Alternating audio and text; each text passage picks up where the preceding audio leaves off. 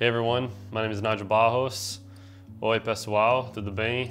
For my Brazilian friends out there. I figured today I would do a quick Q&A since I haven't done one in a while and just answer some of the questions that I've gotten on a few of my videos over the last few months. So the first question is from my most recent video from Wega Business. Can you also compare the video between the 60D and the 80D? I don't really think I need to. The 60D's 1080p is much softer than the 80D's 1080p. You can just take my word for it, but if you don't, you can go check out Fenchel Janisch, I believe is how you pronounce that channel. But they review the 80D and they show a video comparison between the 70D and the 80D, and the 80D is sharper than the 70D. So if it's sharper than the 70D, then the 80D is gonna be sharper than the 60D as well. And just in like the audio segment of the review, you can tell when it switches to the 60D, it's much softer than when it's on the 80D. So this next question is from Delicious Dylan. He asks, in your opinion, for what lenses do you recommend best? 1 for portrait shots and 2 for landscape shots. I'm on a budget, so nothing too expensive, and I own a G7. Well, if you're on a budget and you're trying to get just one lens for both of those, I would definitely recommend the Panasonic 20mm, or if you can find it cheap, the 15mm. I've used that, the f1.7, that one's pretty good. And if you can spend a little bit more and find maybe like a used copy of the Sigma 16mm f1.4, a 15mm on a Micro Four Thirds is gonna be like a 30, 16 will be like a 32, and a 20 will be like a 40. So in between that range from like 30 to 40, I think that's probably one of the most versatile focal length ranges that you can have, because you can do landscape type shots, but you can also get up a little closer and do portrait stuff, maybe like some like environmental portraiture. You don't want to get too close because you will get a little bit of distortion in the face when you're using something like the 15mm, but with the Panasonic 20, you can get pretty close. It's like a 40mm, and it's not that far off from the perspective of like a, you know, a 25mm to get that 50mm equivalent. So yeah, from a 15mm Panasonic or even the DJI 15mm f1.7, which is basically the exact same thing, that would probably be like the second most expensive. The Sigma would be the most expensive, and then the Panasonic 20mm I think is the cheapest. So yeah, those would be my suggestions for a lens to suit the needs that you want. The only zoom that I would really recommend in that price range is the 14 to 45, I believe. That one was really sharp and I used it a bunch, but it's just not a very fast lens.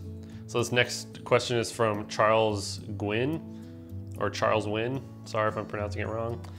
He asks what a lot of other people have actually asked too, is why didn't you get the M50? Now, the M50 just came out and it has 4K and it's a mirrorless camera, so it doesn't have the mirror like the 80D does. It's smaller, it has the flip out screen, and it has focus peaking, which is cool because you can use, you know, a bunch of different lenses on there and still be able to pull focus easily. It's actually a little cheaper than the 80D. The 80D is around $750 on eBay and other places, and the M50 is like $650, I think, and it comes with like a 15 to 45mm lens, I believe. But I think the biggest reason that I didn't get the M50 was that it would just, its flagship feature really is that it's got 4K, which I know I'll never use because it's a super cropped 4K, and it's got the flip out screen, which all of my Panasonic cameras have had. But those are really the only two things that make it different than like the Canon M5.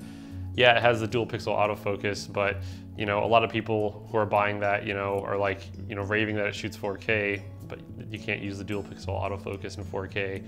And another like big thing is that like I kind of wanted something that was going to be a little bit more ergonomic for me to use. I've been using smaller cameras like the G6, and even the GH3 is, you know, smaller than this 80D. I've been using those small cameras for such a long time, and I just kind of wanted to switch to something that was a bit bigger.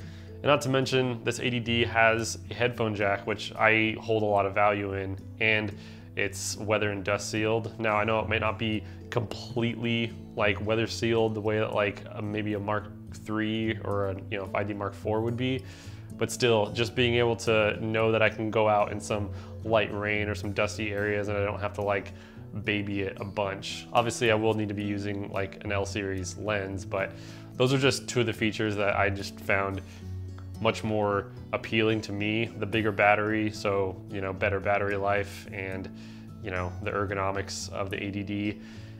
And then yeah, the headphone jack and the weather sealing were just the things that made me choose the ADD over something like the M50. So this next one isn't really a question, but I've got this comment a few times, so I wanted to address it. It's from Alexander Demidov. Probably not pronouncing that right either, but I'm waiting for a comparison of video between the ADD and GH3, for example. Well, I don't have the GH3 anymore. Otherwise, I would give you a quick comparison, and buying another one just to review it between this ADD doesn't really make sense for me. But I can just tell you right now, for someone who's, you know, shot on the GH3 a lot, and I've, you know, probably bought that camera like 3 or 4 times, the GH3 does have more image detail than this ADD, but I don't think it's enough to make me like just go back to shooting with the GH3. The GH3 is a great camera, and I think it will always be probably my favorite camera that I've ever used. But the slightly better 1080p doesn't really outweigh the things that the ADD has to offer, like this dual pixel autofocus, the ability to put different picture profiles like C-Log, which is what I'm shooting on right now, and you know, just the other things that come with having a bigger sensor and, you know, being able to use Canon lenses. So I can tell you right now, GH3 is slightly sharper in the 1080p, but just not enough to really be that noticeable. Okay, so this next question was on my State 33 video, and it's from Mikolo Vela, and he asks, what lenses do you use for the EOS M in this video? So the video that he was commenting on, I will link right up here. And for that video, I shot mostly on the Canon EOS M original, and just a couple of clips in there were like a T3i and a 60D, but most of it was the EOS M. And for that video, I shot with just the kit lenses that come with EOS M, the 18-55 image stabilized kit lens, and then the 22mm. Those are the only 2 ones that I used. I think there might have been a couple of shots with the 35mm f1.7, the C-mount lens, but that one broke not too long after I bought it, so I didn't get to use it that much. But yeah, I just used those 2 kit lenses, and then there was a couple shots with that 35 in there. But those 2 kit lenses are really sharp for, you know, being kit lenses, so I would definitely recommend them if you're in the EOS M system. So this next series of questions comes from Francisco Shibata, and he actually commented on 3 of my videos asking 3 different questions, so I'm just going to kind of answer them all, and hopefully this will make sense. He asked the Sigma 16 f1.4 versus the 25 f1.7 or the 20 f1.7. I don't really think that's too fair of a comparison. The Sigma is pretty spendy, and it's probably the sharpest and best out of those 3. The 25 f1.7 is the cheapest, and in my experience has been the softest of those 3, and I think the 20 f1.7 is right in the middle, but I think it's the best bang for your buck. If you have the extra money, then I would go with the Sigma, but the 20 f1.7 is only like 250 bucks, whereas the Sigma is, you know, brand new is 450. And then he asked if I manual focused with the Sigma 16mm f1.4, and I don't. And the way that I actually got focus with my Micro Four Thirds cameras was I would put something where I was gonna sit, focus on it, and then come and sit and try not to move myself too much to where I'd get out of focus. So I didn't use manual focus. I used half press to focus, and then I would press record. Didn't use manual focus that much with most of my autofocus lenses for the Micro Four Thirds. The only time I ever manual focus was with my Rokinon primes. So the last question is from Photographic Elements. Why don't you try the G7 for 500 bucks? Do you prefer the GH3? Yes, mostly because 99.9% of what I shoot is in 1080p, and for me, having weather sealing again and a headphone jack on the GH3 trumps having, you know, cropped 4K on the G7.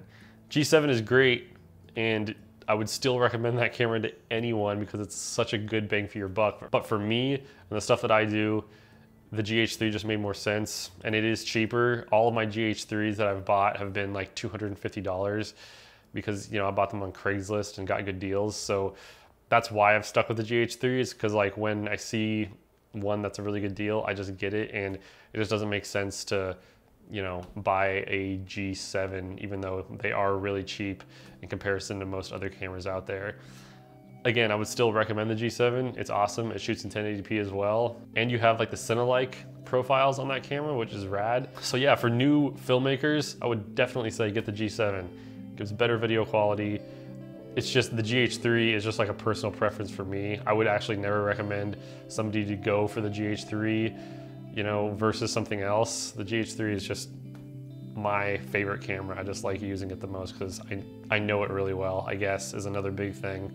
I've been using that camera so much and I know exactly the ins and outs of how it works. So that's the biggest reason why I've stuck with shooting on the GH3 for such a long time. So yeah, thank you all for those questions. If you have any other questions about any of the cameras that I've talked about or just filmmaking in general, be sure to leave them in the comment section of this video and I'll try to answer them in my next Q&A.